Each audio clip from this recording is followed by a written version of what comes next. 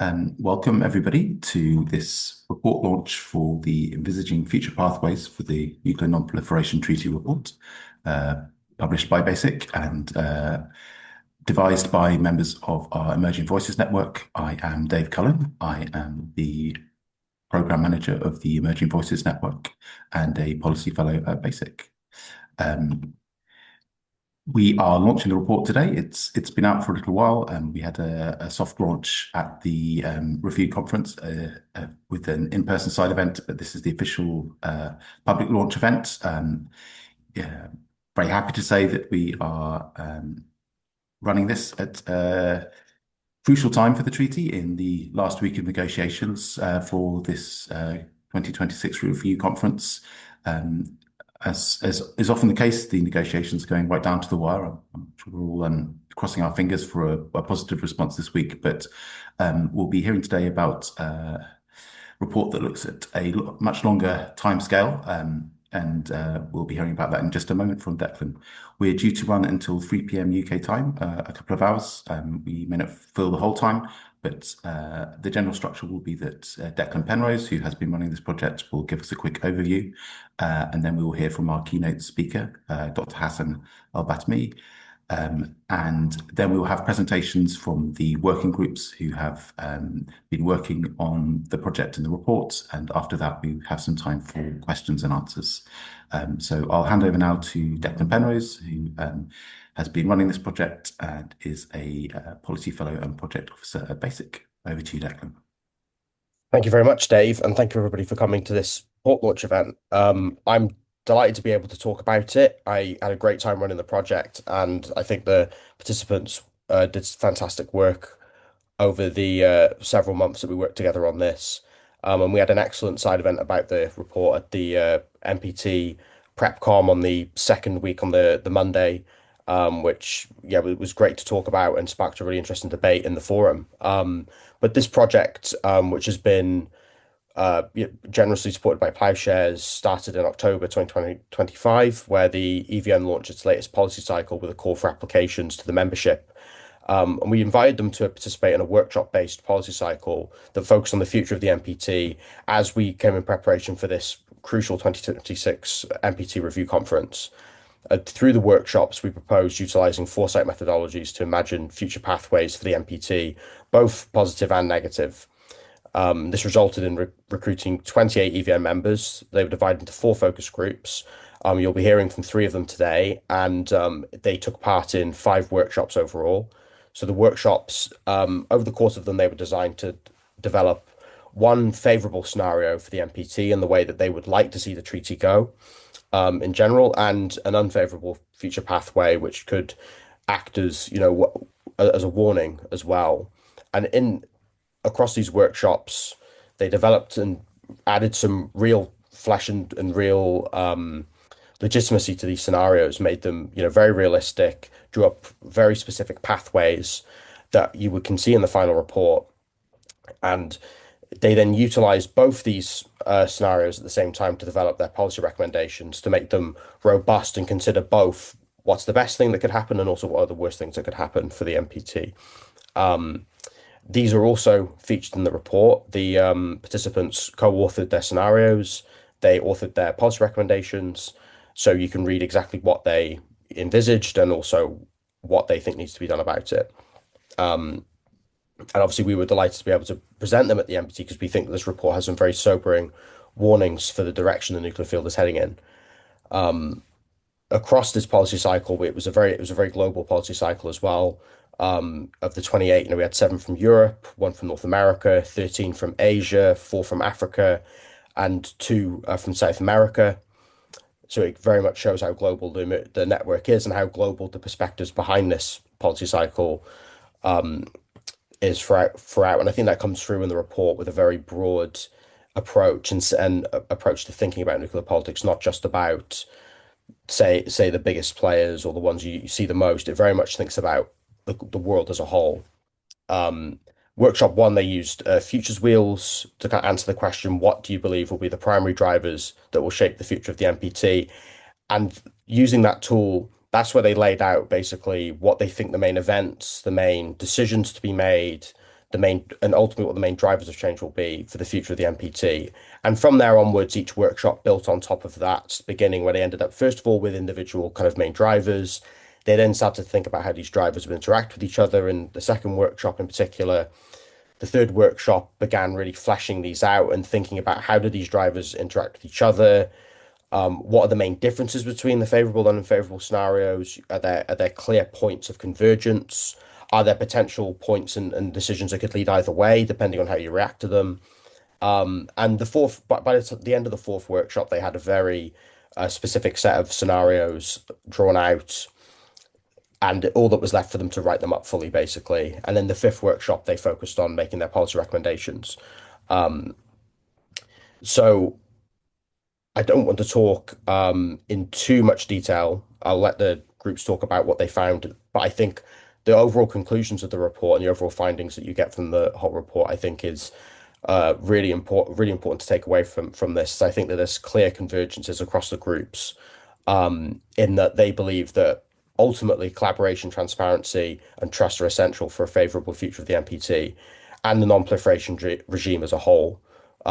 They believe urgent progress on arms control is needed, with the collapse of New START in February 2026, leaving no arms agreements between the US and Russia, and other recent events. So much has happened between when they finished this report and now, as the news in the nuclear field is moving so quickly that already more things have happened of concern. The participants argued that states also must regulate disruptive technologies, particularly AI, as it risks destabilizing nuclear politics through reducing decision-making times. They were concerned about responsibility and accountability being with human beings, and increasing nuclear command and control vulnerability to cyber attacks, and of course, starting arms races based on these technologies. They were keen to protect the nuclear taboo, expand nuclear education, and empowering civil society was also frequently cited as vital steps to a desirable future. So they were very keen on civil society action and general wider public awareness and education, certainly much higher education and awareness than we have currently. But I think what was the most sobering, the last thing I will mention, the most sobering kind of finding of this report, for this review conference, which I think is an important lesson to come out of this, is that the membership doesn't, the members of this policy cycle don't believe, didn't really give the impression that we're at a fork road in the road, basically, between this is a positive scenario, this is a negative scenario, and we're at the point right now where we pick between the two. Their concern is that we were already on the negative pathway, and it was easier for them to kind of see us down the unfavorable pathway because we're already going down it. And that doesn't mean, of course, that we are absolutely destined for an unfavorable outcome, but it does mean that a lot of work is needed, and a lot more work is needed to get to the favorable scenario than there is to get to the unfavorable. So it puts more emphasis on the need for some real concrete steps forward during the RevCon this year, because the longer we keep going in this trajectory, the harder it will become to course correct. So, yeah, thank you very much, everybody, for coming. I'm delighted to be able to hand over to Dr. Hassan. I will hand back to Dave for the introductions, but I'm really looking forward to Hassan's keynote speech. Thank you, Declan. Yes, indeed. I will now hand over to Dr. Hassan Elbahtimy.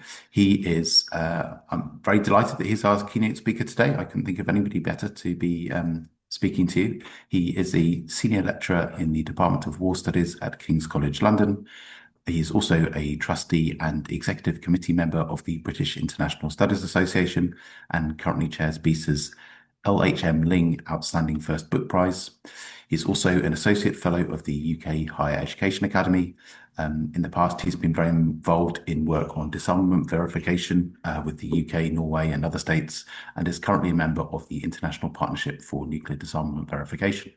Prior to joining King's College London, he worked as a senior researcher at Vertic, and I think most importantly for our purposes, he's currently the editor of the NPT Briefing Book, which I'm sure needs very little introduction. I think it's inarguable that it's the single greatest and best resource on the NPT, started by John Simpson and now very capably edited by Hassan. And I know I go back to it frequently as a resource, and I'm sure that's true of many of us today. So over to you, Hassan. Hey, thank you so much, Dave, Declan, and Kiara from Basic for organizing this and for the very kind introduction. It's really a privilege to be here with you today and to join you while the 11th NPT Review Conference is ticking along at the background. I think meetings have not started yet. We're in the morning here, and they will start perhaps in an hour and a half or so. Um, so there is one can hardly think of a more opportune and more appropriate setting to this conversation. I would like to begin my remarks first by thanking our hosts, Basic, that for many decades really have cultivated a unique and indispensable voice in global nuclear conversation through fostering constructive exchanges and I think importantly introducing creative and forward-looking thinking to issues of peace and nuclear politics. So I want to take this moment and before going deeper into my remarks to celebrate that role that is really crucial part of our nuclear conversation. And I think a key manifestation of this is actually what we're here to celebrate, which is the Emerging Voices network that BASIC is holding. And an even clearer manifestation of that is the publication of the reports that we're celebrating today, Envisioning Future Pathways for the Nuclear Non-Proliferation Treaty. So I also want to thank the 28 next generation leaders who contributed to this report and the very thorough process that they've gone through in their focus groups to think about future scenarios for the Nuclear Non-Proliferation Treaty, focusing on key themes and coming up with very interesting conclusions and recommendations. It's also very interesting to see how diverse this group is, which I think is a key element of the strength of the work that the group has done. So looking into some of the stats, I think 68.7% hail from the Global South, 71.4% identify as female or as gender minority. And I think this is incredibly important. I think when I first started in the field, such diverse voices were really rare. So it's very important to take not to take this for granted, really, and to celebrate how more diverse voices can bring to the nuclear conversation and moving it beyond the usual narrow demographic that has dominated nuclear conversation for a long time, especially in the policy area. So I want to talk a little bit about why the NPT remains important and is an important treaty. And I also want to reflect on some of the challenges that is currently facing the treaty.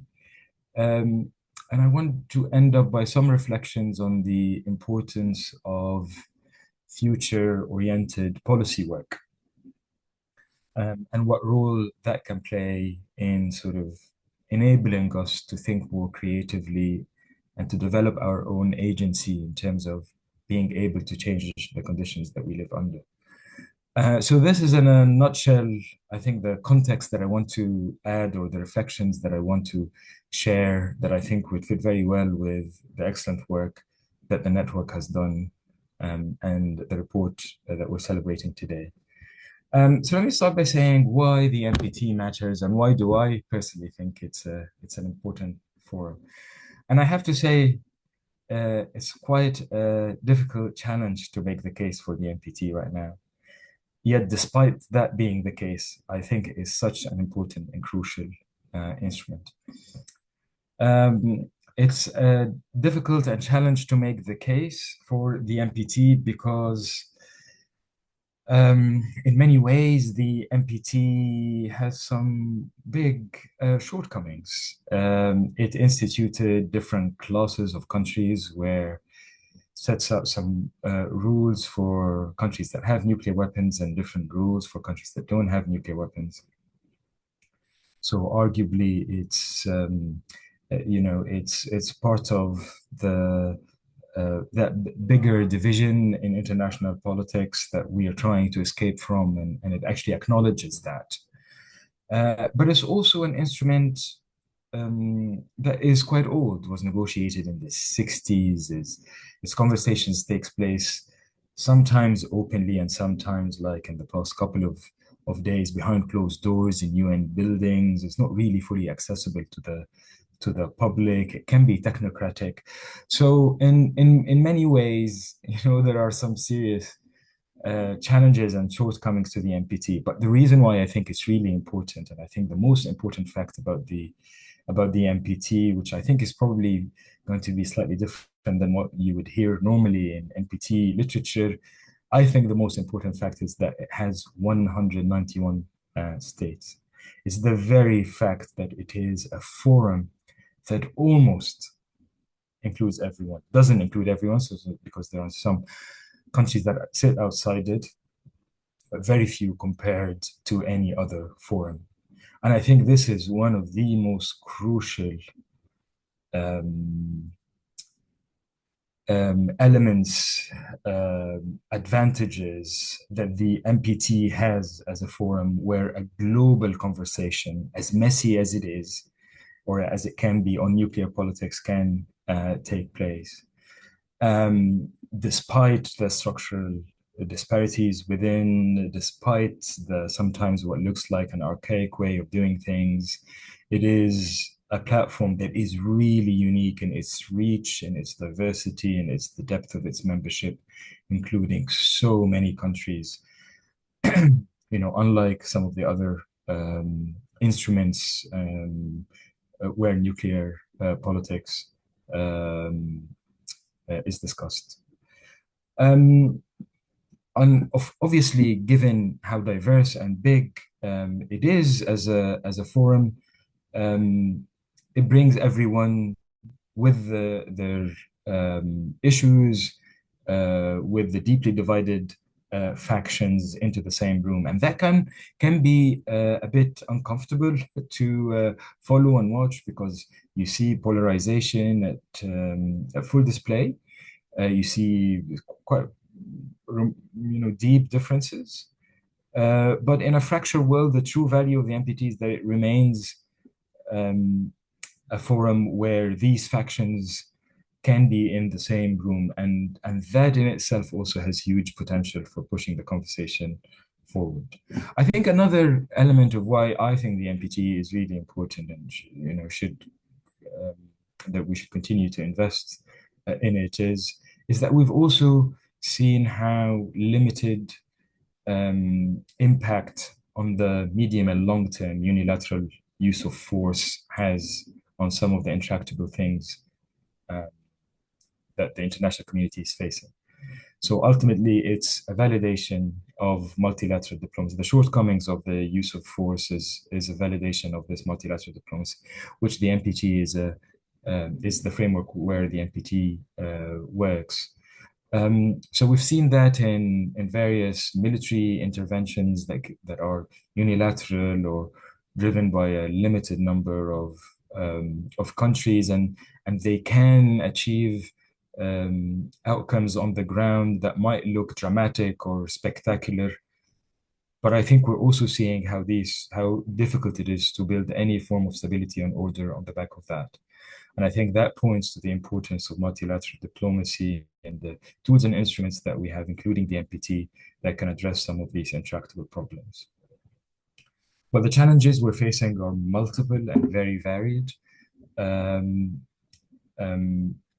We're seeing, I think, over a number of review cycles, and we're really at a unique point now, how differences have really become so difficult to bridge, and how difficult it has become to build coalitions within the NPT because of the huge differences in outlook and policy preferences between countries involved.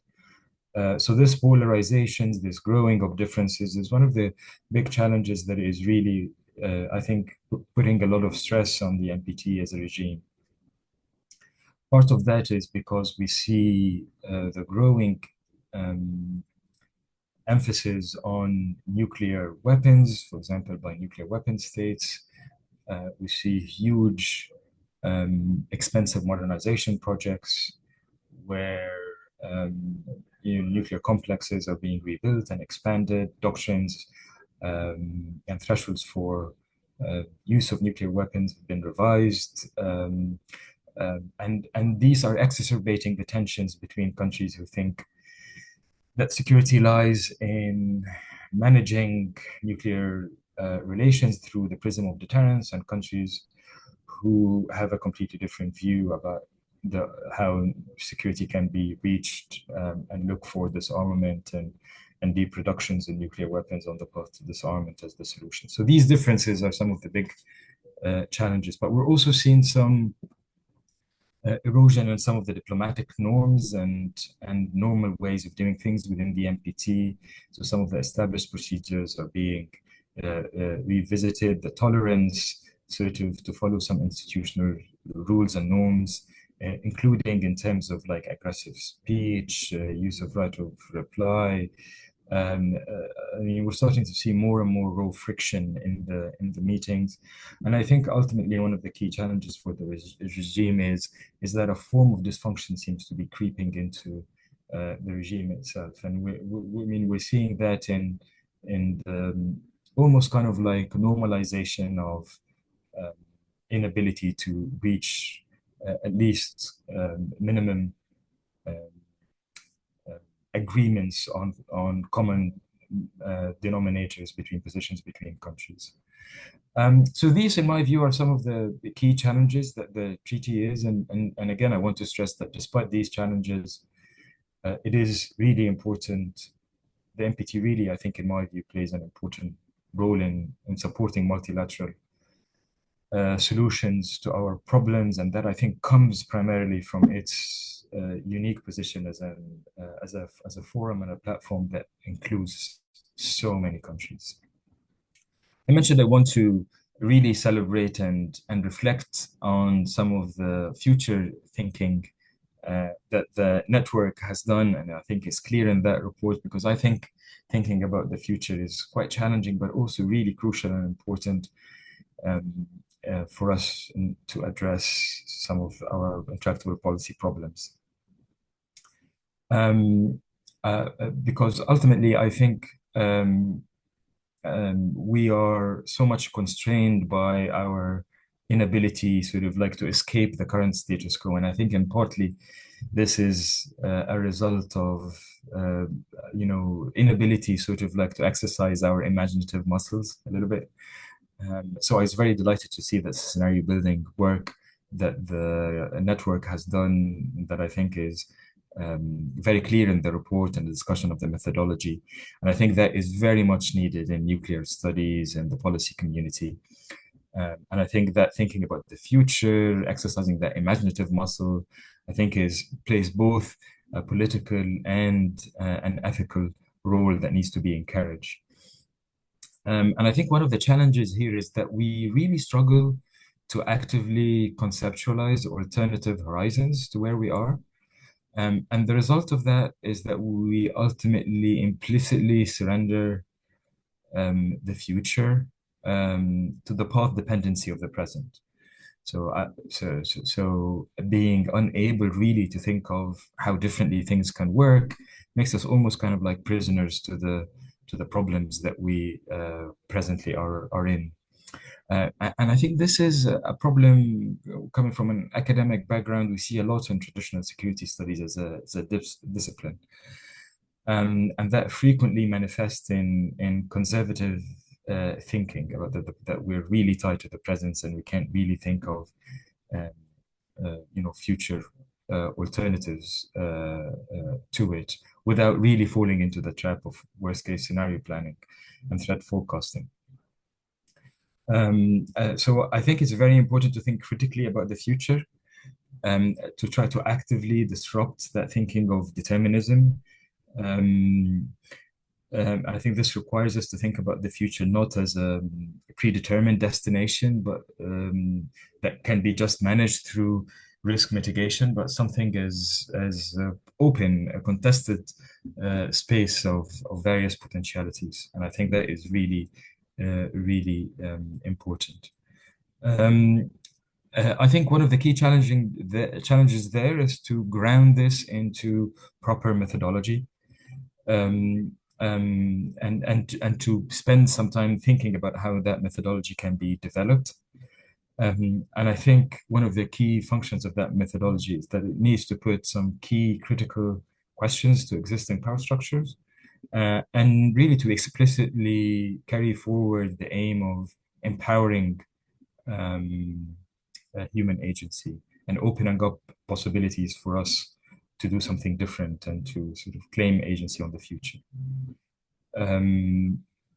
And historically, we've seen the capacity to define, predict, and plan for the future really concentrated in institutions that have very strong status quo preferences.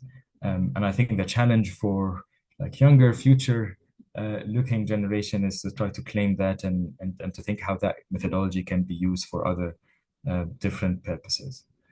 I'll stop here, but again, want to thank you so much for the work that you've done and for BASIC and Plowshare to provide that platform where that work can be done. And especially I want to thank all the network members for the excellent work that they've done and some of the really thought-provoking proposals that they have put forward.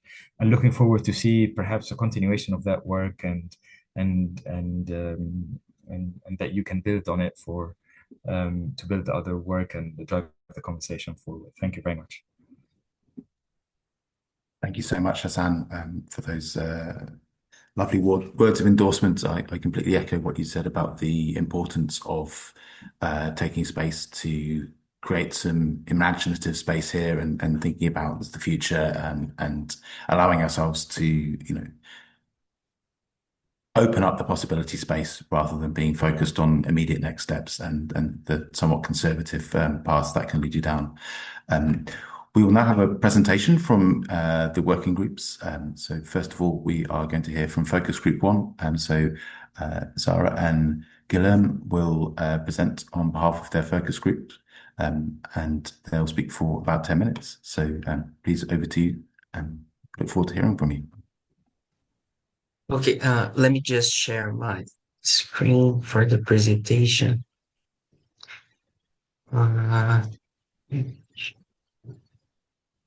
Is everyone seeing my screen? Is it okay? Yes, we can. Yeah. Okay.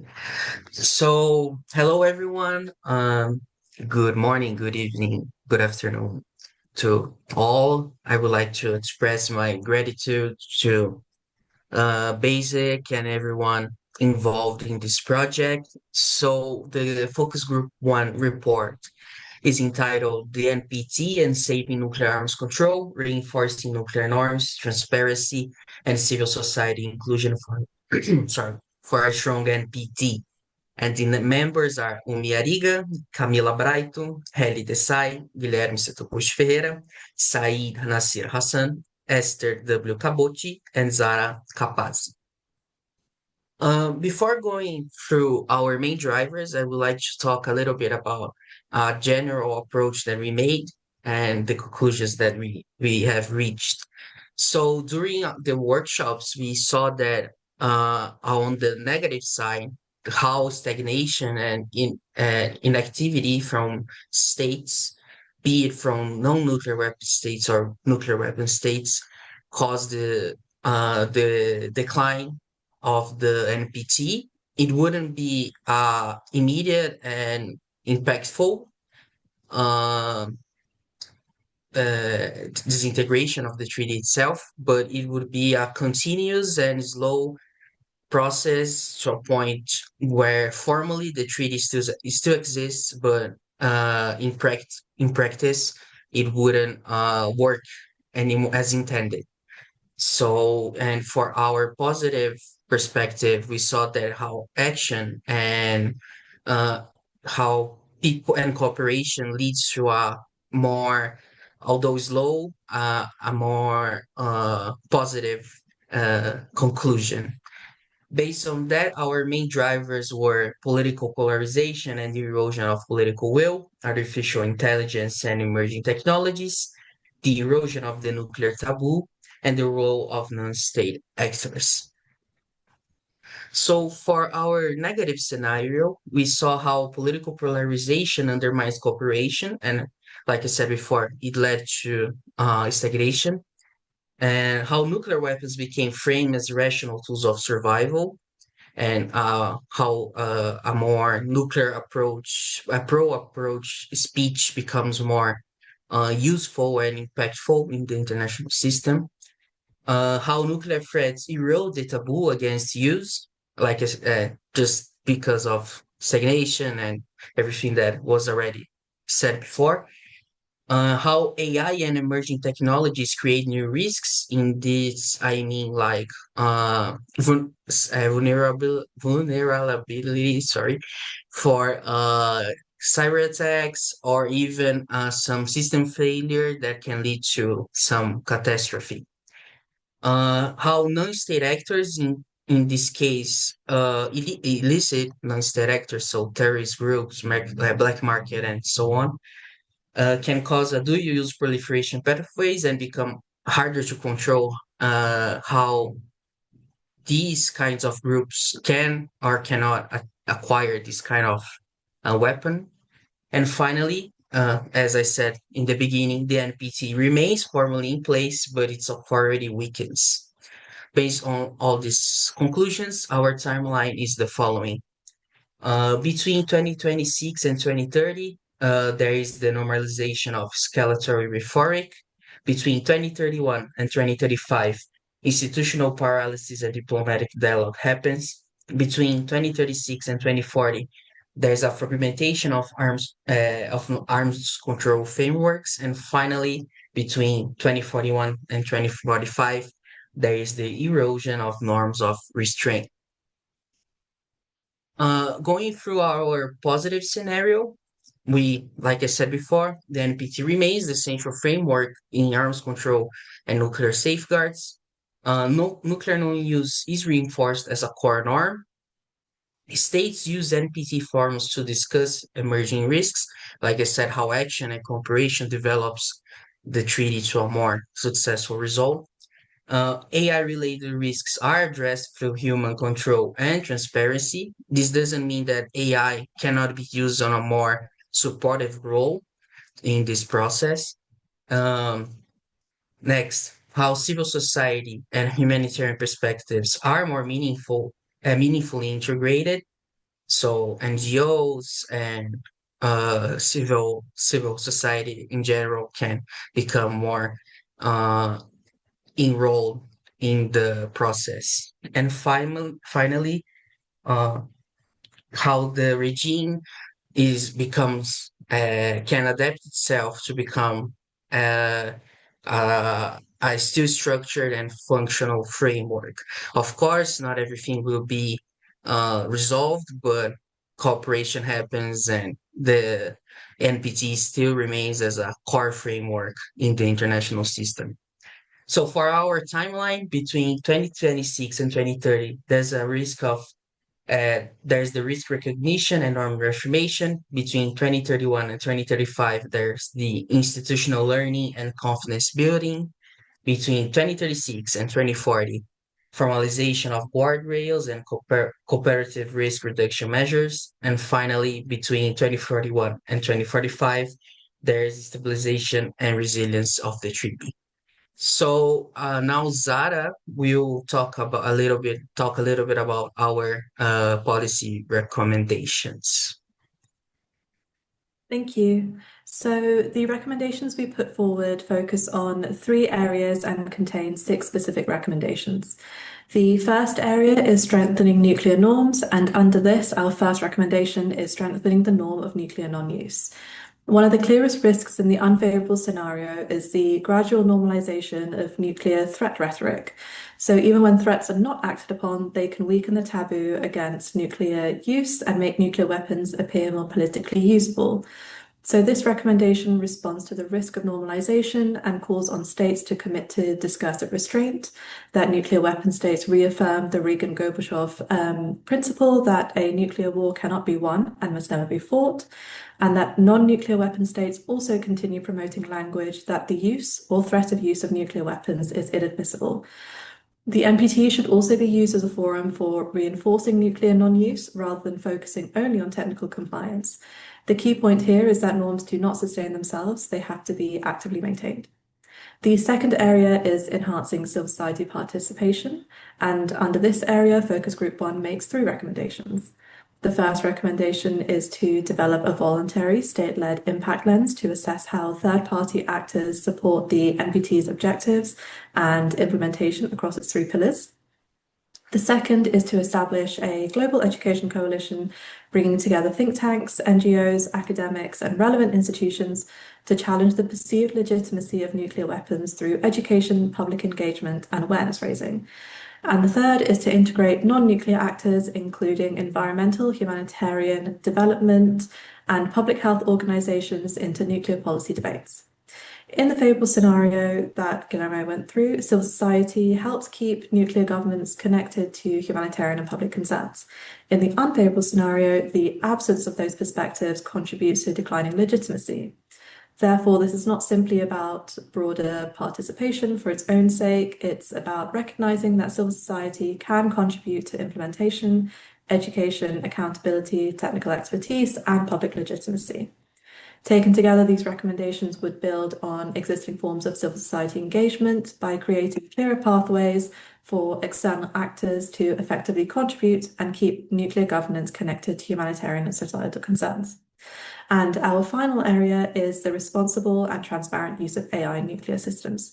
With this, Focus Group 1 firstly calls on states to reaffirm that nuclear decision-making must remain under meaningful human control, and that AI-enabled systems should not override human responsibility or accountability. We also recommend voluntary transparency on AI-related nuclear near misses, including false alarms, misclassification, system failures, or cyber vulnerabilities, the purpose of which is shared learning and risk reduction, not attribution or blame. This matters because AI-related risk is not only technical, it is also political. The NPT may not be an AI treaty, but it remains a key forum for discussing how emerging technologies affect nuclear restraint, non-proliferation, and crisis stability. So overall, the argument of our policy paper is that the NPT's future is not predetermined. The treaty may continue to exist formally while becoming politically weaker, or it may adapt to new pressures and remain central to nuclear restraint. The difference between those futures depends on whether states actively reinforce the norms, practices, and forms of cooperation that sustain the regime. Thank you. Thank you both very much. A reminder to everybody that we'll have questions and answers at the end. If you do have a question that you think of during one of the presentations, please do type it in the chat or make a point of remembering it, and we will have questions for all of the groups at the end. Our next presentation is from Focus Group 2, and Sana and Hri will be talking us through their work. Thank you very much. Thank you, Dave. Let me just share my screen. So can you see my screen? Yes, we can. Thank you. Okay, thank you. Hi, everyone. My name is Sana, and Hri and I will be presenting the findings of our report on behalf of Focus Group 2. The other members of our group are Mohammed El Yamin Atroshi, Darga Krian, Emily Day, Annabelle Gracia, and Sachada Pachipan. And I just wanted to acknowledge their contributions in preparing this report as well. So we started by taking stock of the NPT currently as it is and looking at where it currently stands before we develop the drivers and sort of identify the future desirable and undesirable scenarios. So this is a snapshot of what we felt the NPT currently is, and it's well known to all, but when we kind of put it together, it really highlights how challenging the strains that are currently facing the regime. So the first one is, of course, it's been two consecutive failures of the review conference that have taken place back to back, and of course the ongoing review conference also seems to be does not seem to be quite promising, at least so far as discussions are going on. If you want to be slightly nitpicky, the last negotiated outcome was actually 26 years ago, given the fact that the 2010 outcome document did achieve consensus, but not so much on the review portion. So it really highlights where we really are at. On the arms control side, as we know, the new START expired in 2026 in February with no replacement. The non-testing norm is under serious pressure with, of course, Russia's de-ratification in November 2023, followed by Trump's ambiguous threats to resume nuclear testing on an equal basis, which he said, followed by the more recent allegations against China. At the same time, within that framework, you have all of the nuclear weapon states which are modernizing their arsenals, and many of them are also expanding them. You also have the crisis in the Middle East, which has, with the Israeli strikes, US-Israeli strikes on Iran's nuclear facilities in June 2025, and which has brought about the issue of attacks on civilian nuclear facilities even more, which was already there with the Russia-Ukraine war. And finally, the Russia-Ukraine war and the rising nuclear rhetoric, which sort of brought about this issue of how there is now an increasing salience of nuclear weapons more broadly, as well as the corresponding gradual destigmatization of non-possession, not just across Europe, but also across the world. So we sort of concluded by asking that, is the NPT, as it is, resilient enough to address these competing as well as compounding challenges? With that, we identified several drivers which we thought would shape nuclear governance up to the year 2050, and we narrowed them down into 4 of them. The first is multilateralism. So we discussed how there has been a renewed, or there's been a decay of international cooperation across the multilateral fora, not just the NPT review process. So whether it is in UN General Assemblies, the Conference on Disarmament, which has been at a stalemate for a long time, of course, the NPT review process, it's being dominated more by rights of replies and less of substance and spirit of cooperation, and it's more about confrontation. And this is making consensus or any sort of agreement much harder to achieve and less meaningful when it is achieved. At the same time, you do have an increased interest in accessing peaceful uses of nuclear energy, especially for developing countries who see it as an important pathway in meeting their climate goals, but also given the current context with the multiple wars taking place, also in securing energy security. So with the rising interest in access to peaceful uses, there are also corresponding questions to verification and access to that given and conditions of supply, which are a bone of contention between some of the developed countries as well and the developing countries, and what would be the verification standard when it comes to safeguards. And that is playing out in the NPT review process as well, as we see. Of course, emerging technologies, we identified this would be a key sort of driver, as I'm sure many groups would also identify this. We talked about several emerging technologies, but focused on AI. And one of the things our group sort of discussed was, while there are a lot of risks associated with AI, of which are plenty well known, we identified that there is an increasing interest among countries and other stakeholders and also talking about the benefits that AI can offer in certain situations, given that it is talked about in a cooperative manner and with sufficient and adequate guardrails.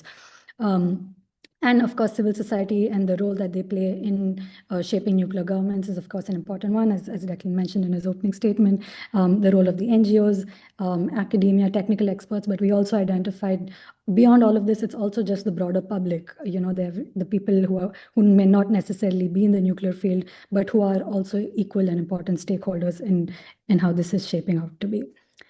So based on these 4 drivers and different configurations of how these drivers played out, we identified a desirable and an undesirable trajectory. So very quickly, just going through it.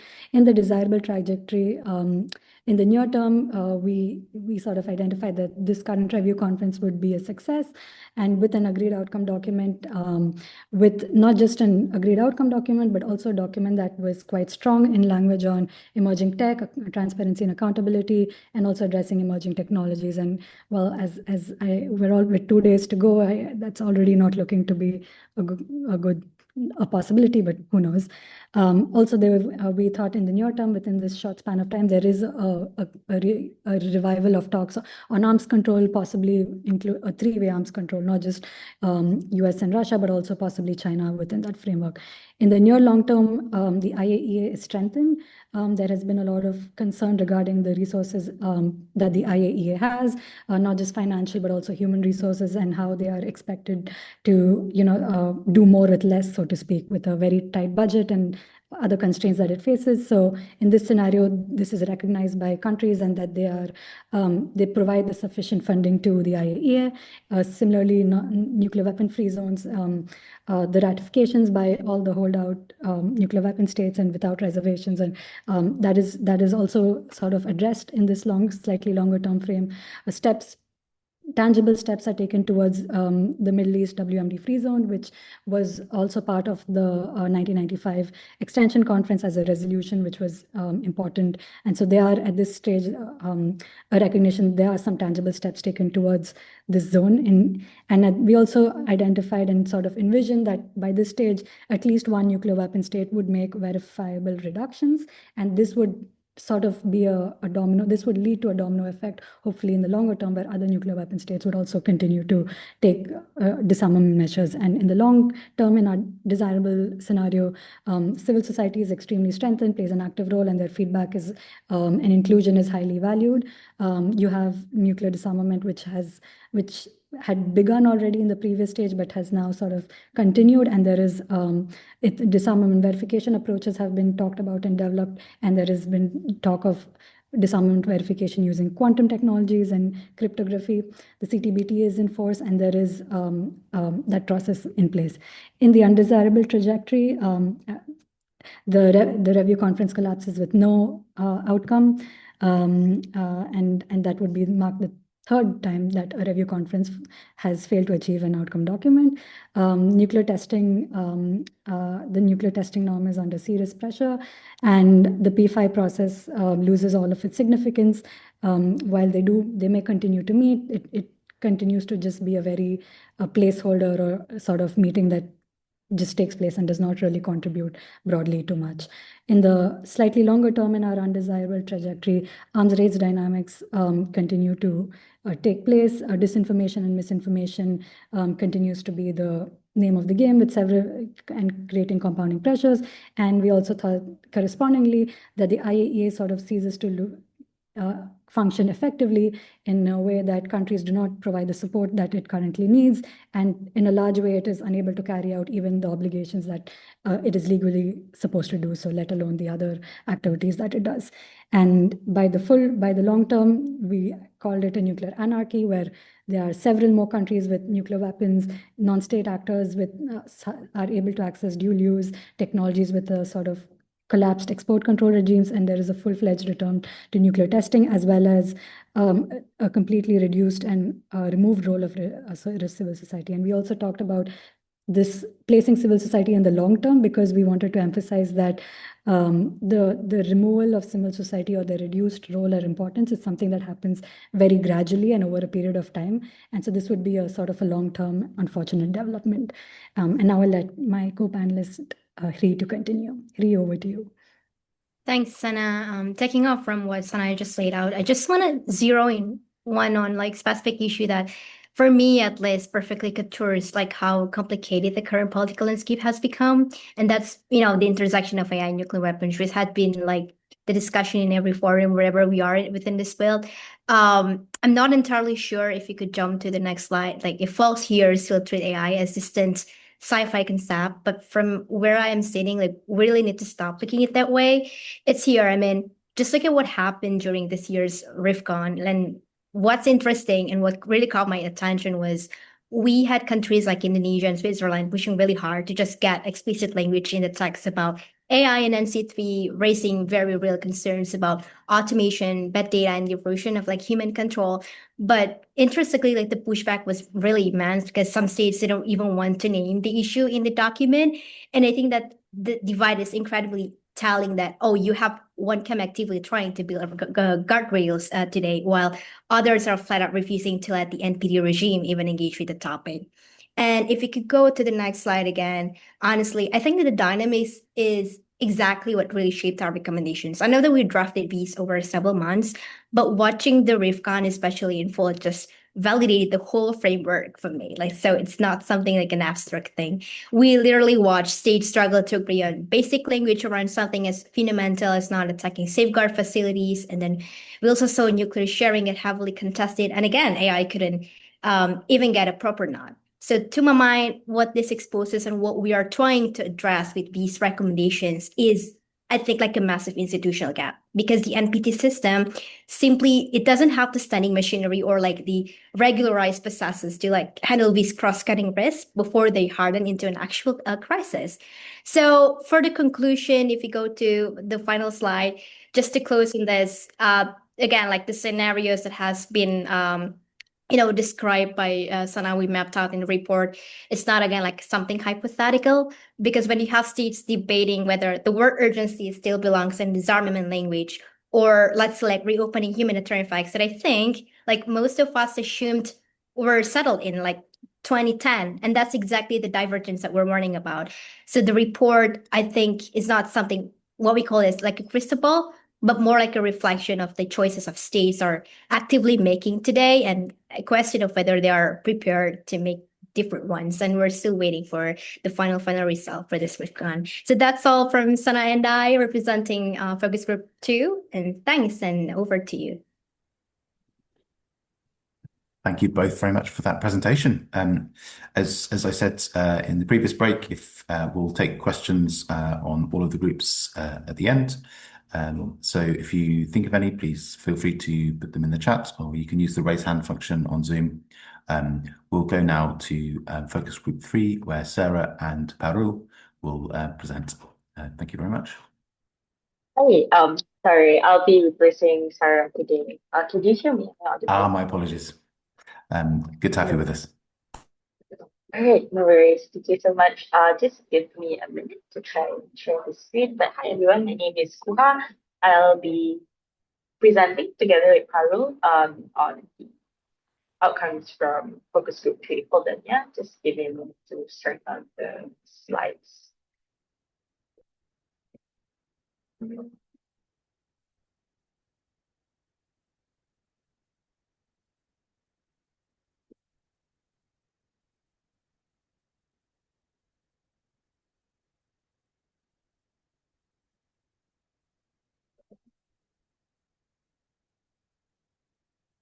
I think I'm having a little trouble.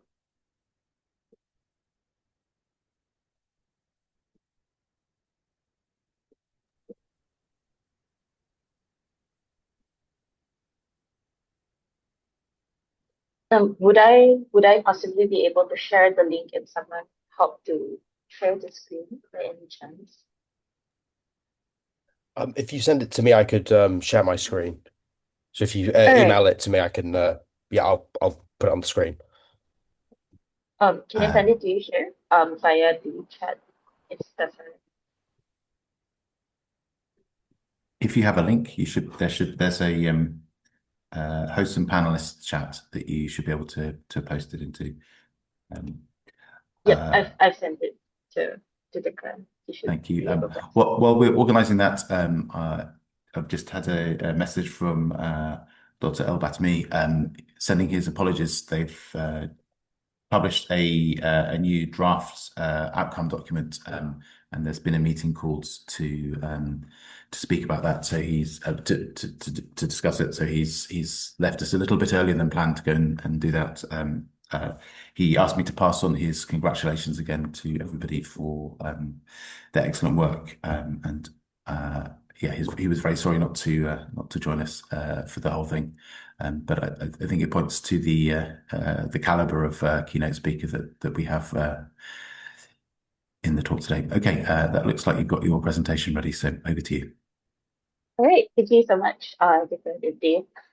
So hi again, everyone. So I'm Kuha, and I'll be presenting the outcomes from Group 3 together with Parul today. So basically, from our group, I would like to just acknowledge our group members as well, Noel, Daihan, Kiara, Sarah, and also Ian, who we all work together to create these outcomes. So for our particular outcome from our group, we mainly looked at whether or not the NPT is going to adapt or collapse. And we are looking at changing pathways and practices to stabilize and also reinvigorate the NPT processes. So moving on to the next slide, please. All right, so we actually had four main drivers that we developed during our time together discussing about the NPT. And I believe some of these overlap a lot with the other groups that have also presented and are going to present soon. So the first and foremost are the geopolitical tensions that we see. I think this was quite stark when we developed this. It was sometime around, I believe, December, January, the early stages of the year, where geopolitical tensions were just starting to ramp up. And we saw that as quite a dire driver that would affect how the trajectory of the NPT would be going. And I think it really did play out as we figured it out to be, in which we see geopolitical tensions ramping up even more now.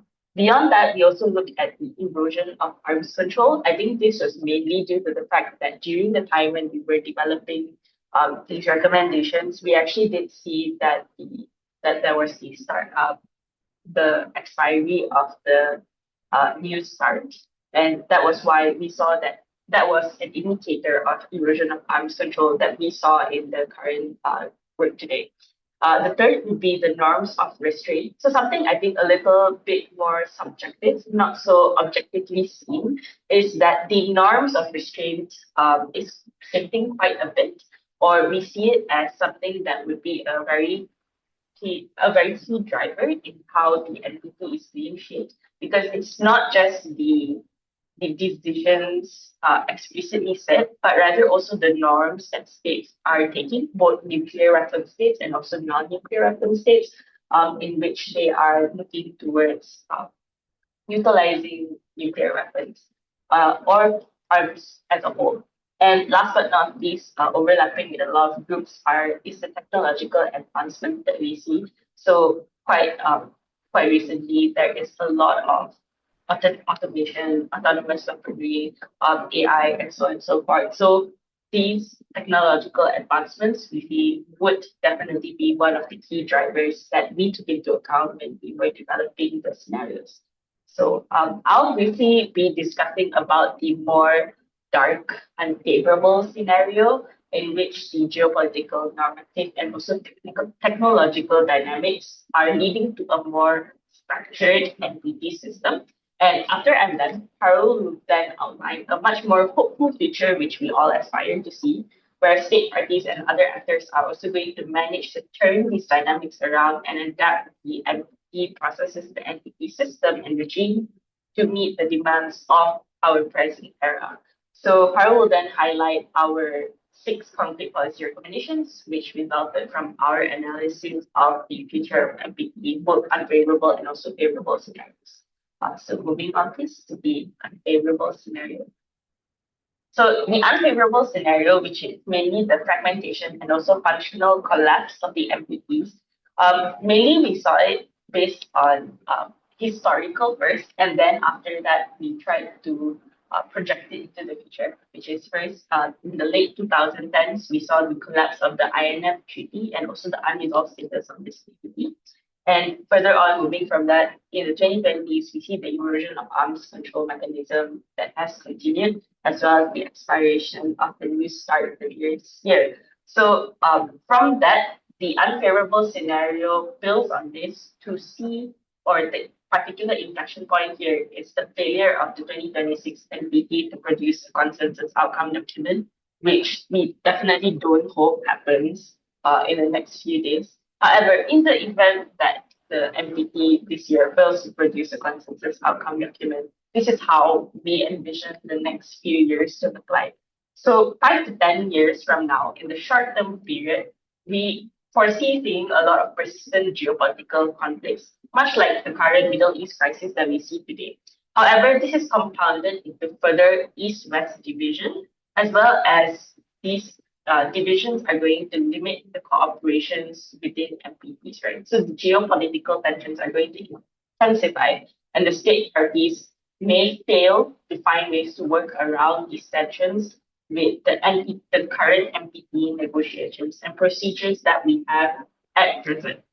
And after that, in the middle term, we would see tech advancements exceed governance capacity. Even now, governance capacity to manage technological advancements in both weapons as well as non-weapons scenarios are quite strange as it is.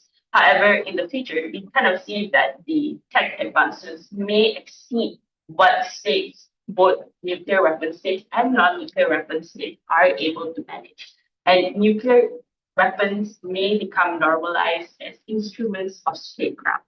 So what does this result in the end? In the long term, we see that there is going to be a reinforcement of inequality and injustice, whereby because nuclear weapons are normalized as instruments of statecraft, and countries without the nuclear weapons or countries who do not have enough nuclear weapons to be able to, get an upper hand in negotiations and so on, this would reinforce inequality and injustice within the global system. And this would proceed to weaken normative commitments towards restraint. So at the beginning, we already see fragmented normative commitment towards restraint itself, and that's how the MPT is being fragmented. However, in the long term, we see even further dilution of the normative commitments towards restraint. And towards the end, we see that the outcome of this is that despite the NPT, we feel would remain legally intact, meaning there's not going to be an abolition of the NPT. However, it's going to be much more marginalized and not really effective in preventing nuclear proliferation. And we will see that risks of nuclear utilization will escalate further. So yeah, I'm going to pass it over to Parul to speak more on the favorable scenarios and further talk about our recommendations. Over to you, Parul. Thank you, Kuha. Okay. So in terms of favorable scenario, basically this particular scenario does not normally assume immediate breakthroughs in nuclear disarmament. Rather, it focuses on the gradual stabilization through nuclear risk reduction, procedural resilience, and reinforcement of global nuclear norms. The central idea is that the NPT adapts to geopolitical competition while preserving its credibility and preventing further escalations. So when it comes to how this we are likely to see different scenarios of different factors which is going to just drive this particular favorable scenario is like the first is around the first phase, you could say, maybe normally around the 2026 review conference. State parties are increasingly have increasingly recognized nuclear risk reduction as the most practical stabilizing function of NPT. So, since the disarmament deadlock continues, the focus shifts towards reducing risks of certain miscalculations, inadvertent escalations, and accidental nuclear use. So, even when consensus agreements are difficult to achieve at certain point of time, the review process avoids paralysis through conducting certain nuclear review conferences where the chair summaries are being headed and the scenarios are being discussed. And then you also have the certain issue-specific agreed elements that are also taken into consideration. This helps preserve the credibility and continuity of NPT review process despite political divisions. Now, when it comes to how things would evolve probably with the next 10 to 5 to 10 years, where we normally talk about sort of medium-term stabilization dynamics. So in the 5 to 10 years after the expiration of New START treaty, nuclear powers are likely to recognize the need for interim arms control and risk reduction measures.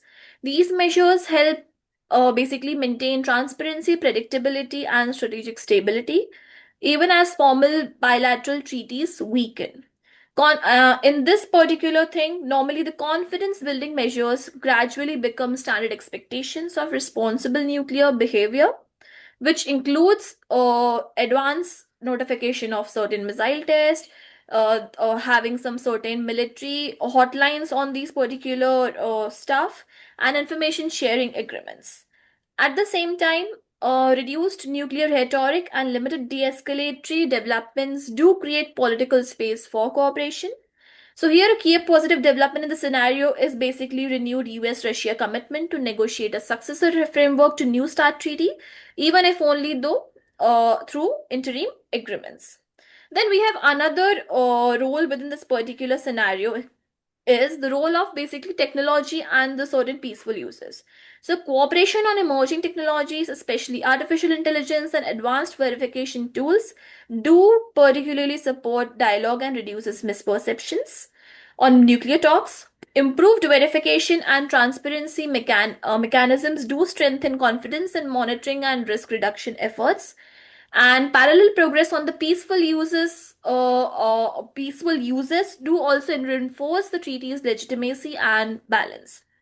Now, when it comes to the long-term outlook, where you can take an approximate year of next how things would evolve over the next 15 to 20 years, is sustained civil society engagement and humanitarian advocacy do strengthen norms of nuclear restraints.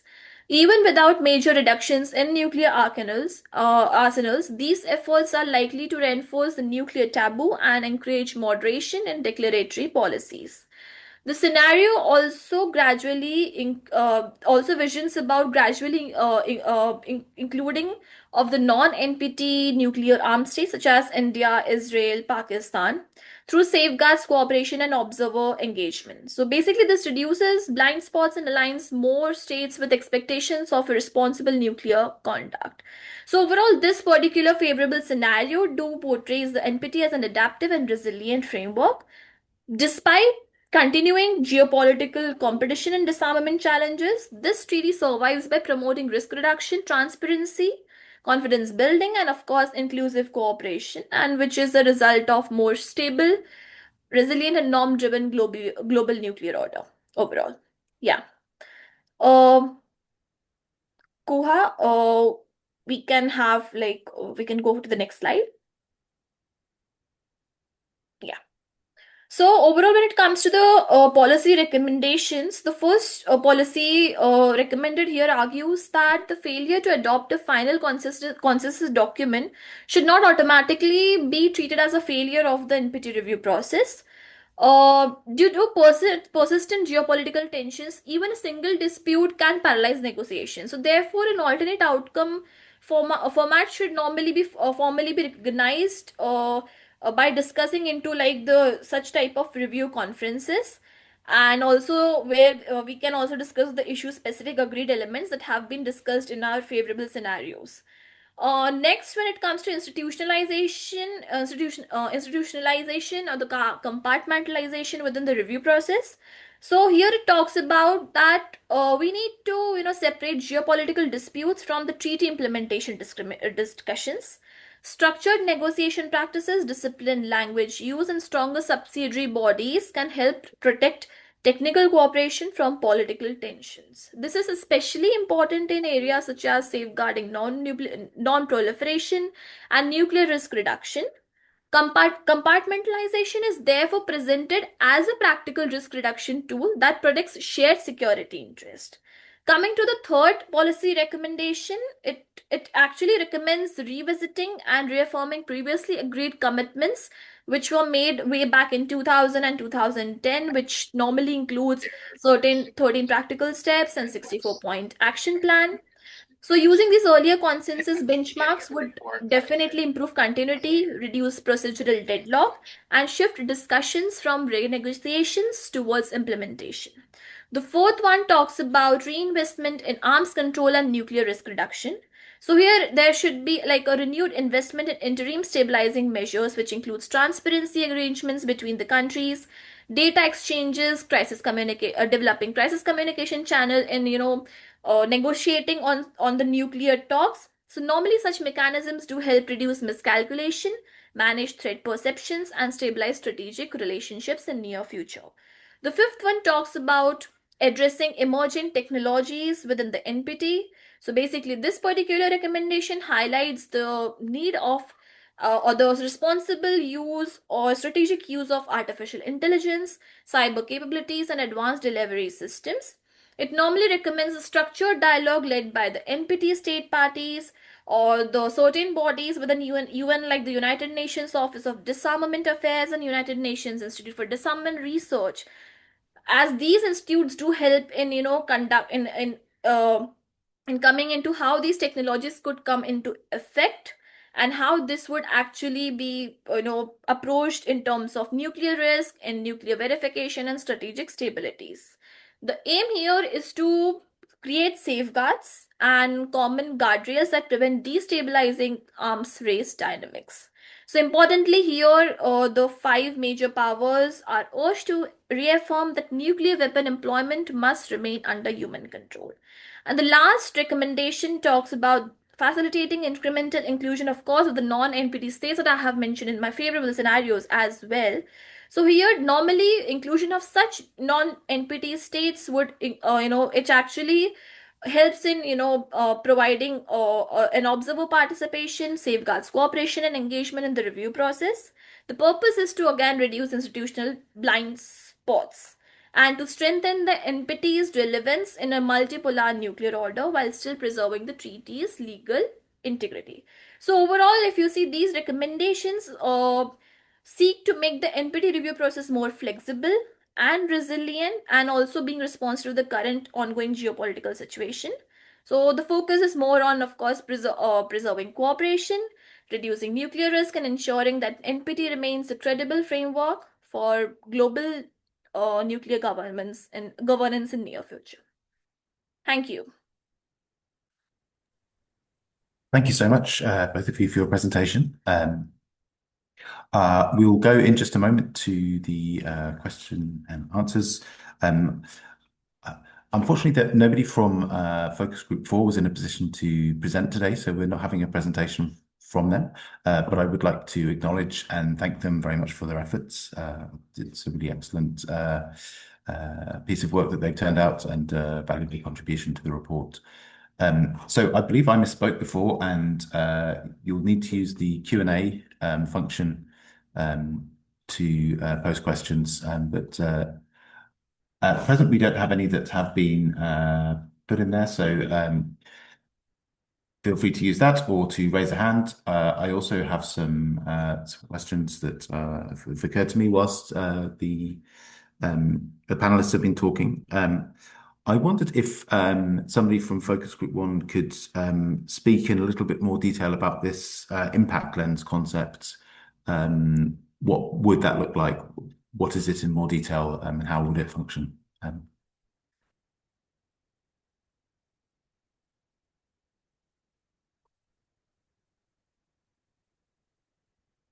Would either of the presenters from Focus Group 1 wish to speak about that?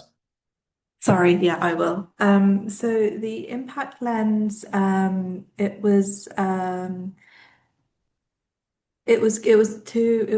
we came up with the concept, actually it was Esther's idea, to use the existing format of the open-ended working group on nuclear disarmament to support the development and pilot of an impact lens.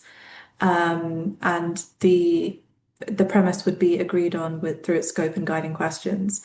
There would be a pilot with throughout the next review cycle, and it would assess its value in enhancing engagement, coordination, and support for treaty implementation. So it would be voluntary, it would be state-led, and it would be to identify and identify and understand the contributions of third-party actors. So this could be civil society, but it could also be other non-state actors. And yeah, I think that was it, if that answers your question. Thank you. So it would be a sort of deliberative body within the UN system that would look into these questions. Yes. Question of impact. Yeah. Thank you very much. I also had a question for Focus Group 2. In your positive scenario, one of the events that you highlighted was one nuclear weapon state making verifiable reductions in their holdings of nuclear weapons. Obviously, the scenarios are theoretical, well, hypothetical, and I completely understand that some of them don't need to be explored in this level of detail. But I'm just interested in this. So I think you said there'd be a domino effect. I wondered if you had any thoughts, or you'd like to offer any thoughts now on whether it matters which of the 5 nuclear weapon states would take that step. Would that step taken by any of the 5 have the same domino effect, or would it need to be a subset of the 5 for it to be most effective? I'd love to hear your thoughts on that. Yeah, Sana, can I answer it first? Okay. Yeah, of course, please. Yeah, I think in my view, like one of the most genuinely positive and like also like politically realistic scenarios that we outline is one in which like nuclear weapon states move beyond rhetorical commitments and start making verifiable reductions in their arsenals. So instead of like relying on vague promises about, let's say, like eventual disarmament, like they would agree to such concrete time-bound cuts. And I think it's also backed up by like robust monitoring, transparency, and international agreed verification measures. So I think that also leads up to the current state of what we call as like P5 countries. And we have been discussing about this a lot personally regarding within my work, like fail safe thingy to the P5 states. And I think that the kind of process, it doesn't magically solve all the problems in the NPT regime, but it would definitely start to rebuild trust in, let's say, the Article 6, and then also to reduce the operational risk, and then also show that, oh, like nuclear weapon states are willing to accept real constraints on like, let's say, their capabilities. So not just on everyone. So yeah, I do hope that answers the question more or less. Sana, maybe? Over. Sure. Maybe just to build on that, we didn't want to name the country when we were coming up with this. So we thought that we identified that any nuclear weapon state sort of disarming would be a net positive in a huge direction. But ideally, while on the Miro board and while we were putting on our suggestions, the general consensus was that if the United States took the lead, it would have a slightly higher or marginal more impact in sort of creating that domino or cascade effect in ensuring the other 4 nuclear weapon states, and not just the other 4 nuclear weapon states, but also the nuclear armed states that are outside of the NPT. It could have that kind of effect in sort of having that momentum or building some kind of engagement in getting them to either join the NPT or if not join the NPT, sort of consider making concrete progress toward disarmament. But for the report itself, we decided it might not, we wanted to not name it, and with the idea or in the spirit that any nuclear weapon state, whatever the circumstances, and in that trajectory of the positive scenarios that were taking place, from the short term to the long term, it would have a net positive gain whatsoever. Thank you. Thank you for your answer. I mean, for what it's worth, I think that it was the correct editorial choice not to name the states, and I agree with your analysis. I have a question for Group 3. I was interested to see your recommendation on moving beyond consensus as the sole measure of success. I think that's, it's certainly, I think there's a lot of value in the treaty regime to move beyond a sort of binary consensus, no consensus measure of success. I think we, need to have a slightly more nuanced approach and potentially a more nuanced range of possible outcomes.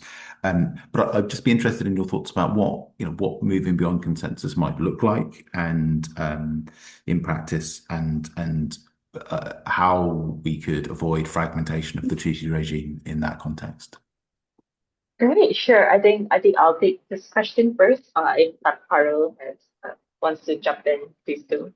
But yeah, I guess moving beyond consensus became about this mainly because we kind of do see the value in it, especially since now that a lot of and it's not just nuclear, right? Because for context, I also do work on things beyond nuclear, and a lot of times we just see a lot of deadlocks in which when there is just consensus based entirely, in which it's either all or nothing, then nothing gets pushed forward. We don't get to push the needle anywhere. It's not going backwards, it's not going forwards.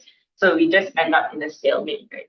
So in this sense, when it comes to the NCP, we are trying to advocate for NPT state parties to not just focus on having entire totality of consensus when it comes to their outcomes of the current NPT, for example. And how this would look like, at least from how we envisioned it, is more like alternative outcome formats, in the sense in which we have things like chair summaries, issue-specific agreed elements within the discussions that we're talking about. So rather than having to agree upon all of the things that are discussed and produce one entire outcome document that everyone agrees on everything. This is something that is more issue specific and in specific pockets of topics that at least states can agree upon, right?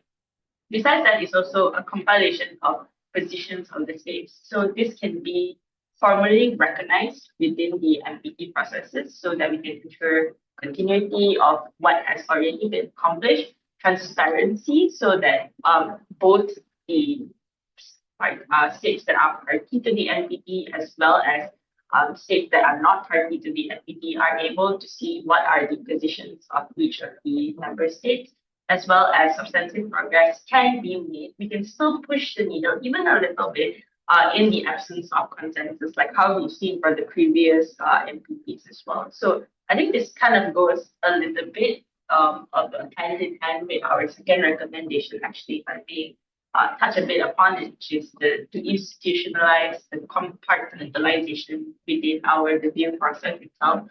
So what we did recommend was more to strengthen the procedural mechanisms to separate the geopolitical disputes from the treaty implementation discussions, right? So at least in this sense, when it comes hand in hand, in which we don't just look at consensus as black and white, as well as implementing compartmentalization within the processes in which the state parties do not bring in their geopolitical issues or anything else that is happening outside, such as trade disputes and so on within the discussions, then we'll be able to see much more structured negotiation, we'll be able to see much more I'd say much more progress on what the discussions are around nuclear weapons, right? So yeah, this I think comes both hand in hand in both seeing the NPT process move beyond just consensus based, as well as compartmentalizing issues so that there are no spillovers in the tensions that are occurring in other sectors or other areas of disputes for the NPT split parties. Yeah. Back to you, Dave. Thank you very much. Did you want to say anything more about the fragmentation question? Sorry, the fragmentation question? Yes, yeah. In a context where there are sort of chair's recommendations and that kind of thing, are there any ways that we can prevent some states saying, well, this doesn't, this wasn't a consensus document, I didn't sign up to this doesn't represent me, therefore I'm going to ignore it, that kind of thing? this is where it goes beyond the NPT state parties, right? The NPT state parties are able to determine what's the consensus document, but it's also a matter of civil society organizations. And this is where we also looked a little bit into norms building as well as the commitments towards norms. So for civil society organizations such as like NGOs, international organizations, this is the role where they play to pressure states into recognizing or moving towards accepting what are the summaries. It's okay for them to not completely agree with everything that all the state parties are going on. So one state party might not agree with what the other state parties are saying, and regardless, the chair summary does capture what the majority wants, perhaps. However, this doesn't really mean that while the non-consenting state party may not agree. This is where civil society, this is where international organizations, NGOs, all of them need to also play a role in pushing for, I'd say, consensus from the ground up, or rather acceptance from the ground up. Yeah, I think it's a collective effort, not really just the state parties themselves who have to make that effort, but also the rest of the ecosystem needs to move towards it as well to exert pressure, I feel. Well, thank you very much. We don't have any questions in the Q&A, and we do have a clarification from Esther about the impact lens. Esther's traveling at the moment, so not able to speak on the call. But I'll read out her contributions. The idea behind the impact lens was actually very simple. We recognize that the nuclear landscape is no longer shaped only by states. Today, universities, private technology companies, illicit procurement networks, AI developers, civil society groups, financial actors, and even social media spaces can influence nuclear governance, risk perceptions, compliance, and proliferation dynamics. So the recommendation was not about changing the state-led nature of the NPT or creating new formal roles or rules in the treaty process or procedures. It was really about encouraging states to assess where third-party actors were already having a material impact, whether positive or negative. We did not put this, but both, and to factor that into how we think about implementation, risk reduction, and governance moving forwards. In many ways, it is simply an attempt to make the NPT process more reflective of the world it is operating in today.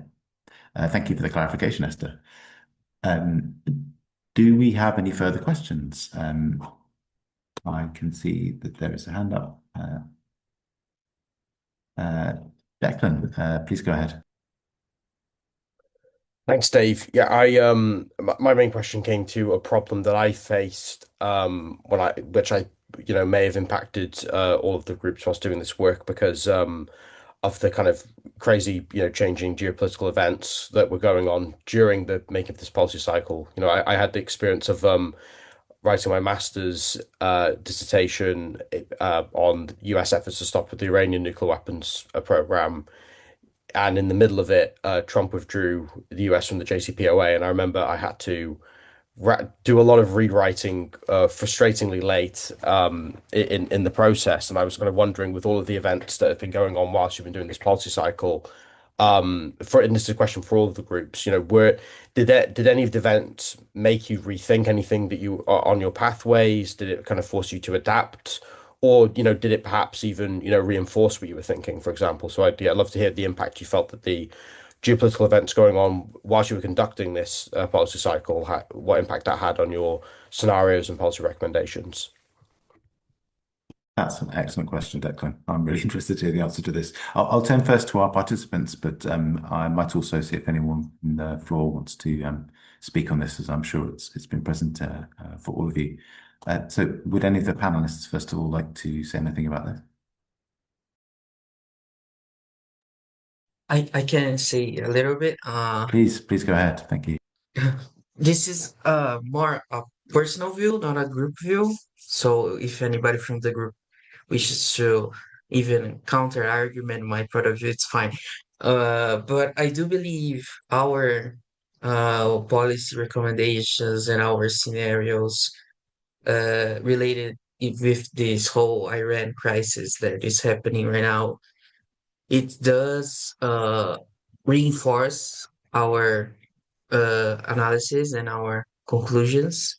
And also, of course, it was kind of a huge surprise when it first happened. And honestly, I never thought about how this event impacted our work.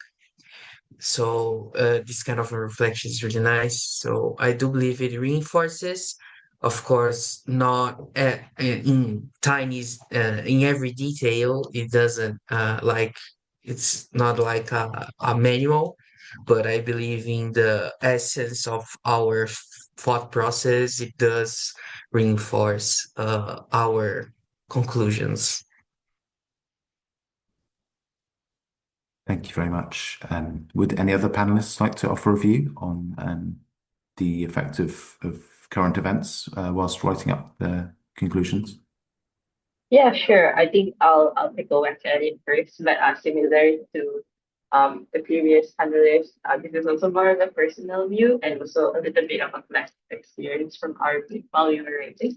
So I think towards the end of our drafting was when we actually heard about the expiration of the new start as well as all of the uncertainties that were going around it. So as a group, I think we were kind of like stressing out a little bit during that time as to when the expiration was nearing because we weren't able to predict right whether or not the start is gonna completely expire, if there's gonna be some sort of renewal between Trump and Putin, or if there's gonna be some new trajectory altogether because Trump is very surprising.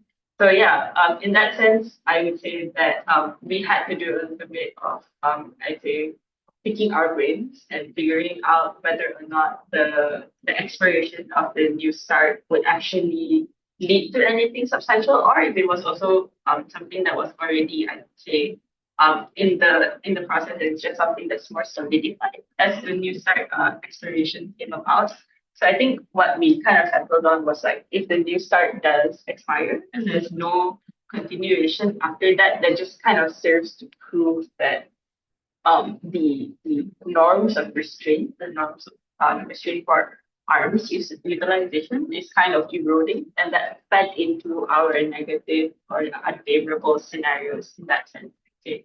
And now I think this is where I think my personal view comes into play, but if there's like any strong burning objections, please do like jump in as well. But basically, I think the current Middle East crisis is where we are really looking at how the unfavorable scenarios are playing out quite a bit, I'd say. So just reading back our recommendations as well as the way how we had structured our report from a few months ago, I kind of feel like we are moving towards this unfavorable scenario in which we're seeing a lot of breakdown in trust, a lot of erosion of restraint.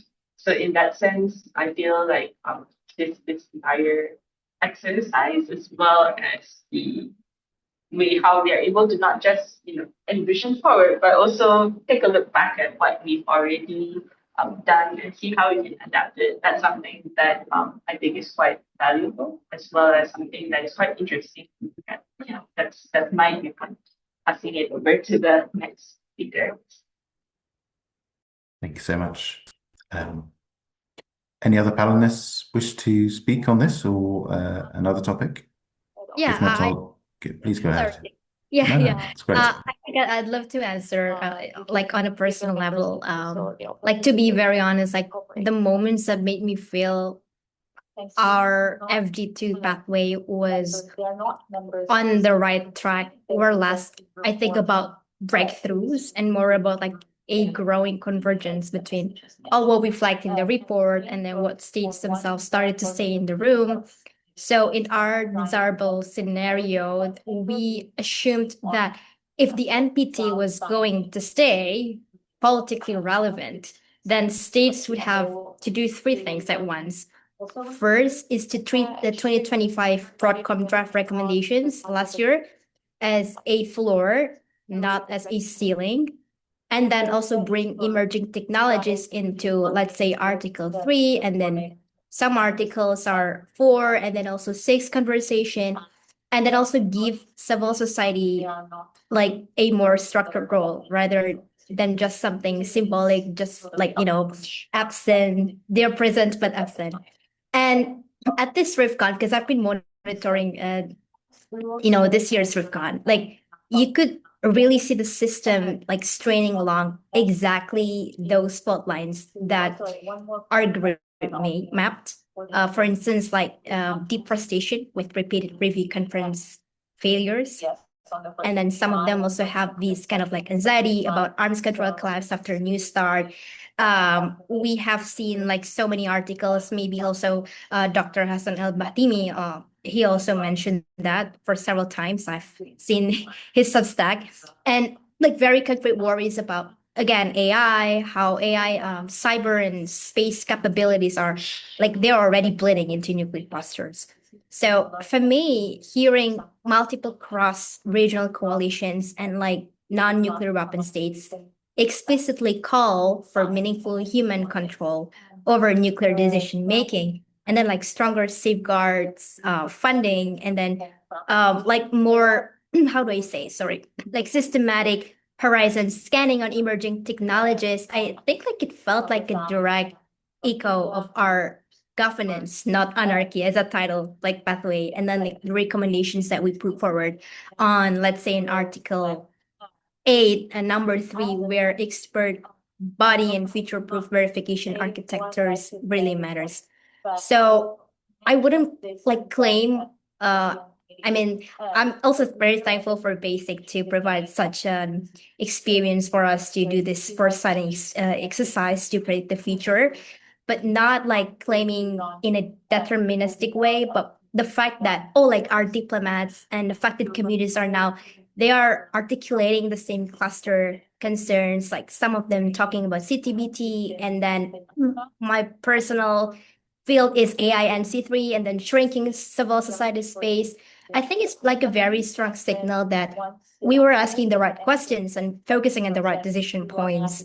So I do think that it is what makes me think like the whole recommendations for each of our group are not something like theoretical, but very much usable as a roadmap for states that do not want to pull like the regime towards the more order, more like resilient trajectory, rather than let's say, excuse me, sleepwalking into the nuclear anarchy future that we warned about and we have been monitoring, especially for this year's RIFCON. So our eyes are on it. So yeah, I think that's my thoughts regarding the question that Declan asked before.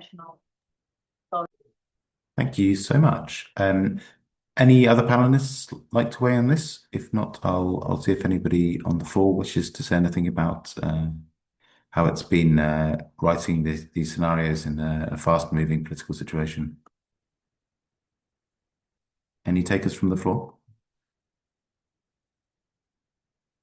Yep, please go ahead, Felipe.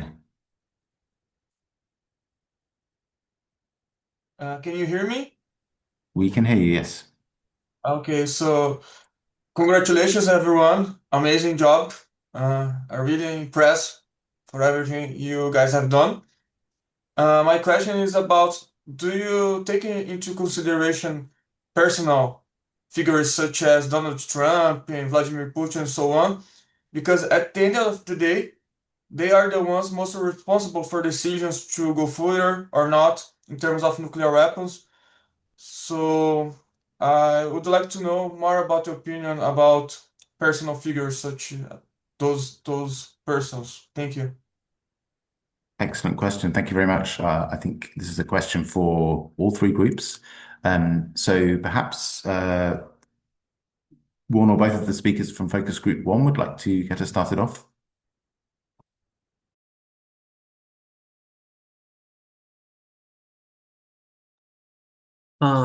Okay. Hi, Felipe. Thank you for the question. For Focus Group 1, I believe we didn't focus that much on one person or one state leader.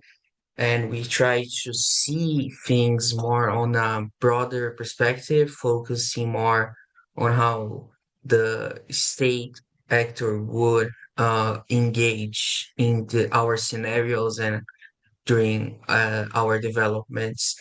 But of course, especially I believe if my memory is not wrong, but I do believe we mentioned a lot of, especially Donald Trump, during our talks. But uh, the let's say the most concrete discussions were more state focused, not focused on the person itself. Thank you very much. Thank you. Would one of the speakers from Focus Group 2 like to address this question? Or both? You're both very welcome to speak. I'm very happy if Sana would love to answer it first. Other than that, I could answer that. Actually, if you could also share with us if you are able to come or planning to come. Oh, okay. You wanted, yeah. So we didn't also specifically look at different figures, but of course, this is acknowledging that these figures directly play and their words and activities and actions directly contribute to the scenarios that we build on. One of the specific moments, for example, also tying back to Declan's previous question that really we talked about in one of the workshops was Trump's threats to resume nuclear testing on an equal basis that came about quite suddenly, and that sort of significantly in one of the workshops kind of changed the way we were thinking about scenarios, and we talked about testing quite a bit. So it was not a sort of, we did not lead with the personalities, but of course all of the current, it was with the acknowledgement and understanding that a lot of these things are also personality driven. And so, but I would say that that's an interesting point to see in our recommendations. The important role that personalities also play in a lot of these dynamics is worth considering as well. Thank you. Yeah, true. Just to add that, I wouldn't say our group built scenarios around specific leaders. Like we didn't sit there like modeling a Trump future or a Putin future, but what we did do was focus very explicitly on the P5 and the collective and on how their choices over things like CTPD and a New Star and then emerging technology governance pull the system towards sort of instability.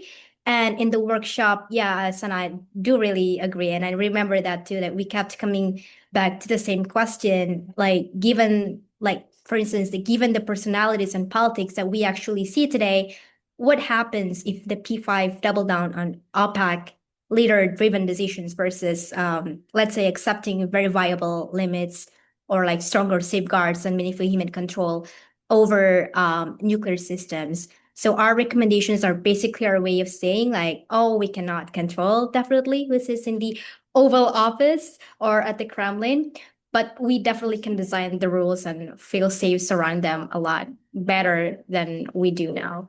Yeah, so that's the answer. Thank you very much. And would anybody from Focus Group 3 like to speak about this topic? Yeah, sure. I'll take it, and then Carly, if you want, please do jump in as well. I think the bad part about going last is that pretty much everyone else has said everything there is to be said. But yeah, I totally agree with the other groups as well. We pretty much did not look at I'd say state leaders' personalities specifically, but rather the state as a whole. Maybe I think a lot of times when we focus on nuclear disarmament, a lot of the focus goes on the P5 states.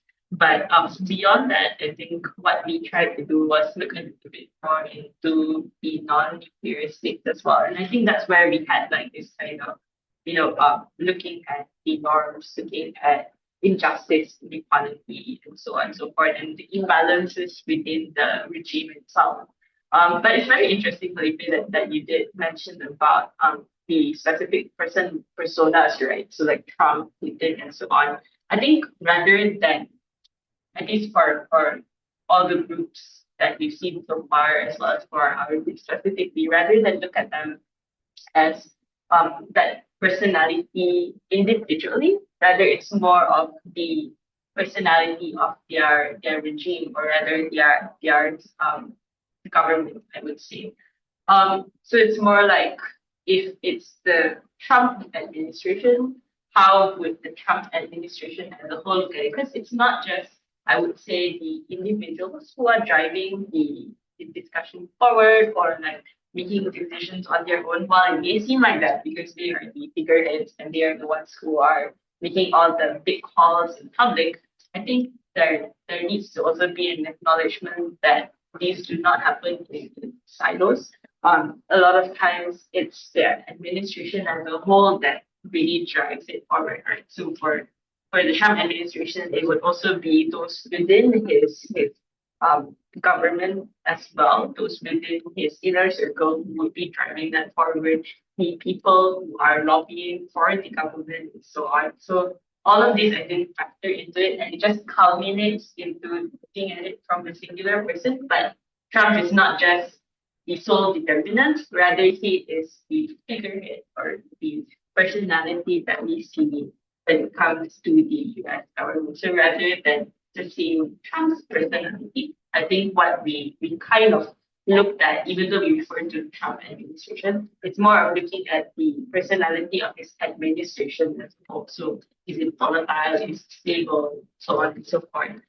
Similar goes for the other states, I believe. So like so on, those from 35 states, people from the non-nuclear weapon states as well. So all of them, while they do have distinct key leaders, I feel, and it's quite easy to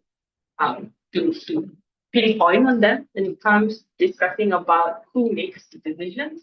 I think at least within our group, if I may speak on behalf of my group, is that we looked at them not just as the figureheads themselves, but rather the administration as a whole, and what policies they are bringing to the table when it comes to nuclear disarmament, as well as the broader understanding the broader question of arms control. So yeah, I hope that answers a bit of the question.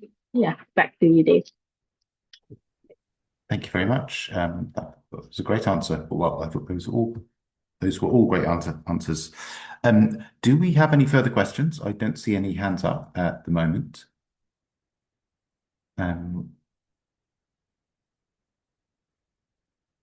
I have one further question.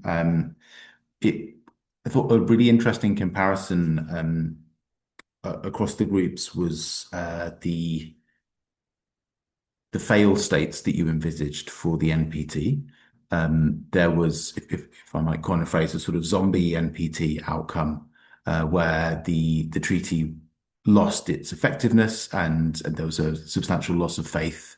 But there wasn't necessarily a collapse of it as a legal regime, just that it was no longer an effective body in terms of constraining proliferation or arms racing in either case. So I'd be quite interested to know if any of you would like to reflect on that sort of fail state, and whether you considered, those of you who envisaged that as the sort of endpoint of your unfavorable scenario, whether you considered if there would be points at which it would be abandoned, or there'd be, sort of substantial derogation by member states, and if so, what might trigger that?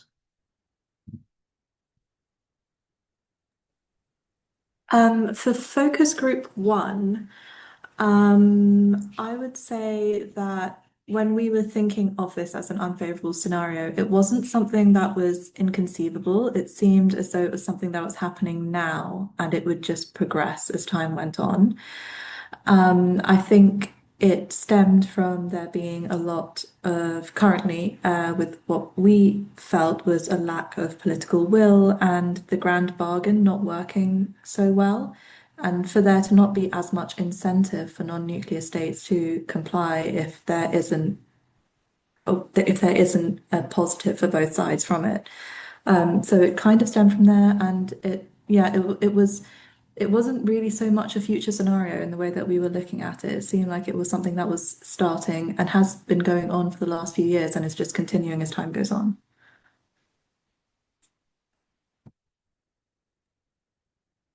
Thank you. Any other thoughts from the panelists about that question? Yeah, in our group for the FG2, we were quite deliberate about not jumping straight to an NPT as that scenario. And the fail state that we envisaged is more, I think it was more insidious, like the treaty survives on paper, but ceases to function as a meaningful constraint on proliferation on arms or like arms racing. And it becomes, as we put it, like a rigid container for unresolved, grievances rather than a living framework that shapes behavior. And in the undesirable pathway, there isn't like one dramatic moment of exit. I think it's more like a cumulative loss of faith driven by repeated review conference failures. And again, like the hollowing out of safeguards and like visible norms breaking by the most powerful states. So for us, I think more like the critical question in the workshops was not like when the states formally withdraw, but when do they quietly stop treating the NPT as the primary organizing principle of nuclear order? Because in our worst case scenario, that shift also show up first in behavior rather than in treaty law. And at some point, especially if you had like a combination of renewed explosive testing and an NPT RIFCON again, that once again ends in open acrimony, like you could imagine one or more states, I think like deciding that sort of continued obedience to the contractual delegation body, quote unquote, and it no longer serves their interests in either suspending compliance de facto or leaving the jury. So yeah, I think that's the answer. Sana, maybe you'd love to add some more.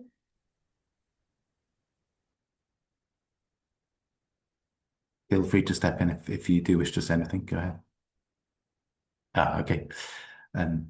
Well, in that case, I think we're nearly up to the end time of this launch event. So I think I'll wrap things up. First of all, I would like to thank and congratulate all of our participants for their excellent work. I think this is a really thought-provoking and powerful piece of research that you've carried out. And myself and Declan were saying this morning that it's really one of the best things we've published through the EVN, and so you should all rightly be very proud of it. I think it stands as a warning to the states who are currently in New York, but also as a signpost to a better series of options that I think we all hope that they take. I particularly want to thank the presenters who've talked today at the launch event. Well done to all of you. It's really excellent. And I'd also like to thank Declan, of course, for spearheading this project and for running it and shepherding it through. I know he's put in a lot of work, and it's really my pleasure as EVN program manager to work alongside somebody who can really bring a project like this from conception right through to its completion, really with very little input from me other than coming to events like this and playing host. It's really him who's put in the work, and from the very first time he pitched this project idea to me, I said it was excellent, and then my manager said it was excellent, and then our funder said it was excellent, and we were all right. It is excellent, and that partly that's from Declan's hard work, but also from the excellent work that you've all put in. It feels slightly incomplete to sum up this event, because we have some negotiations pending in New York, and as I said, partway through, our keynote speakers actually left the event slightly early to go and attend those deliberations, which of course we support and encourage him to do so. As he said, I think it's really important for us to be able to manage, as well as the sort of short-term steps that we hope will be taken by the treaty partners to keep an eye on the horizon where this treaty needs to go, the promise that it holds out, and the possibility of better futures rather than the somewhat underwhelming present that we often have to contend with. So thank you very much for coming on this journey with us. I have very much enjoyed it. I hope you'll stay with us. It's a great pleasure to work with the EVN. It's really wonderful to see the work that you put in and to hear your perspectives and to work together with you. So thank you very much, everybody, for joining us today. And yeah, we hope to see you again. Have a good day and take care. Bye-bye.